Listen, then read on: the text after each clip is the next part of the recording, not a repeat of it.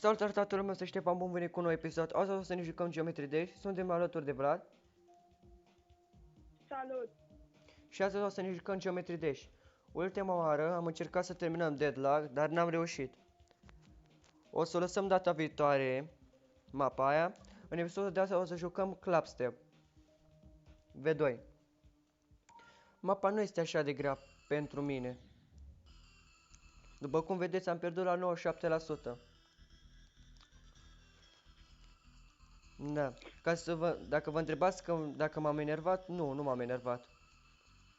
Chiar am râs, dar nu știu de ce. Da, știu, e ciudat. Ce vreau să zic, nu o să vorbesc extrem de mult, ca în celelalte episoade, pentru că trebuie să mă concentrez la mapa asta. Și dacă vorbesc, nu o să termin mapa niciodată. Deci nu o să mă auziți prea mult vorbind. Așa. Aici este o parte cu roată, nu este extrem de grea și am murit la ea super.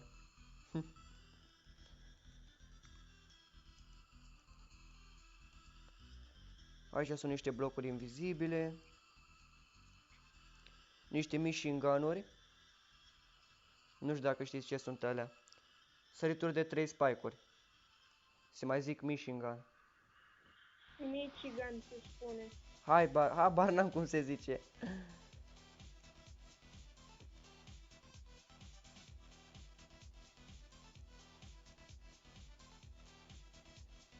Dar oricât de pro player ai fi la săriturile de 3 spike-uri, tot se frică de ele. Că sunt grele. Chiar și aia care au terminat Bloodbath. Și, bă, săriturile alea de 3 spike-uri, că am jucat eu pe practice. Bă, nu-s grele, sunt de 100 de ori mai grele față de săriturile astea. Dar nu înțeleg care e diferența. Nici eu. Ah, 69%. The power of 69. N-am înțeles care e mimul. Am înțeles că e ceva cu 69, dar n-am înțeles încă ce este. Când mor la 69 sau ai viață 69, chestii din astea, e ceva ciudat, nu știu. Power of 69, cred, nu știu. Habar n-am, frate, habar n-am, crede-mă că nu știu. Poate termina acum mapa, nu mai contează. Ia stai un pic. 69 plus 31 nu vine 100%?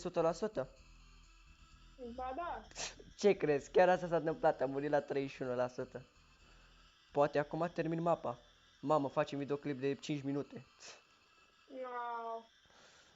Prea frumos să fie adevărat. Hai că mă concentrez, poate se întâmplă asta.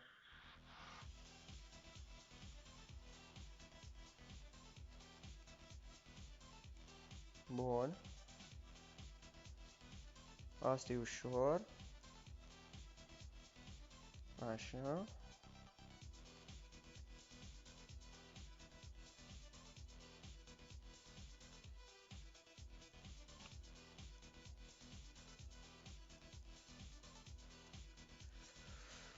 Bun, și vine partea grea.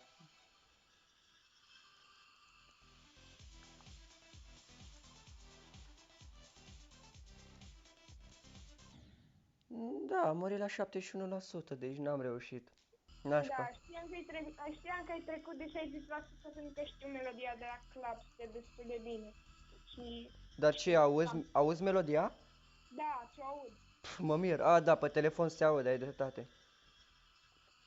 Ce aud și îmi dau seama când ajungi la 60% după melodie, că se schimbă. Da, știu, îmi dau și eu seama. Și după ce trimit mapa asta, mă duc la Theory of Everything 2 versiunea a doua. Nu e grea mapa, doar cred că o să-mi iau 100 de milioane de încercări. Glumesc, nu mă duc la mapa aia. Următoarea mapă care vreau să o termin, și logică este Demon, Electrodynamics versiunea a doua. Vreau să termin toate nivelele cu versiunea a doua. Dar nu cred că o să încerc Deadlock sau Theory of Everything 2. Nu o să încerc. Am pierdut.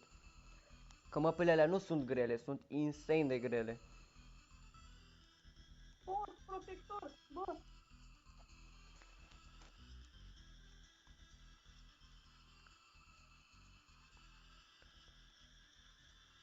Cred că mai bine bat Supersonic decât Deadlock versiunea a doua.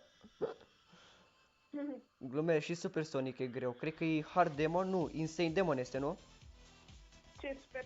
Supersonic, da. Da, insane. Oh, e ușoară mapa. Deadlock e Hard Demon, e mai greu decât Insane Demon. Nu e ca și cum îmi trebuie măcar 60-70 de demoni ca să termin Supersonic.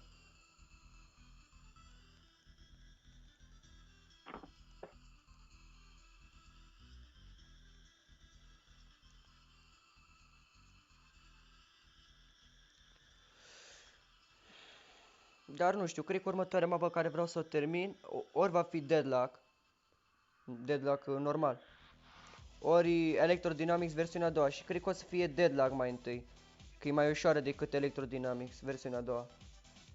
Măcar să știu că am terminat cu nivelele de la Robtop, ca să nu le mai joc în viața mea.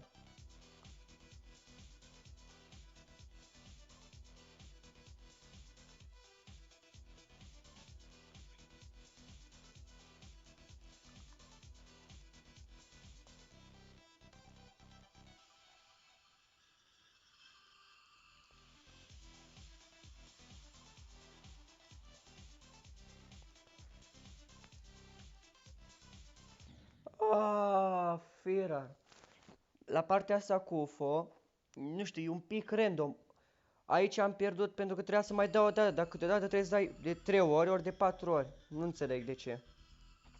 Este un timing și destul de greu.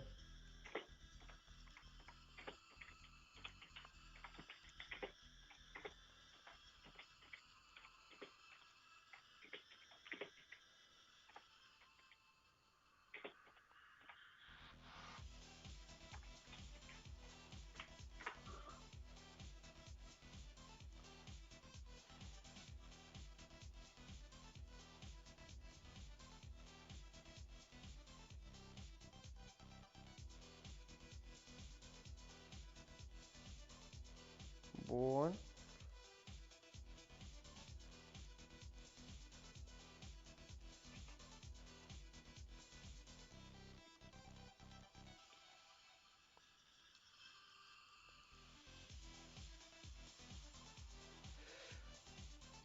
Ah, Fira.